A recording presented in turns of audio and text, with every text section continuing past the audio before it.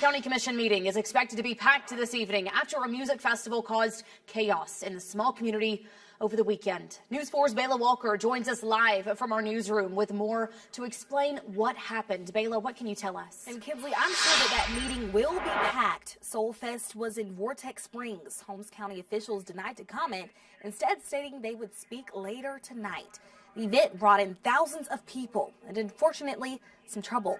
Holmes County Sheriff's officials arrested several people for having drugs like cocaine, ecstasy, mushrooms, Molly, and weed. And one of those suspects include James Michael Anderson, who bit a chunk out of a deputy's head and even tried to grab his gun. He's being charged with aggravated battery on a law enforcement officer and resisting arrest with violence. And along with drugs and violence, 2 Ponce De Leon schools were closed yesterday due to traffic issues from Soul Fest. Kinsley? Bayla Walker, thank you for that report. News 4 will bring you any major developments from tonight's Holmes County Commission meeting on air and, of course, online.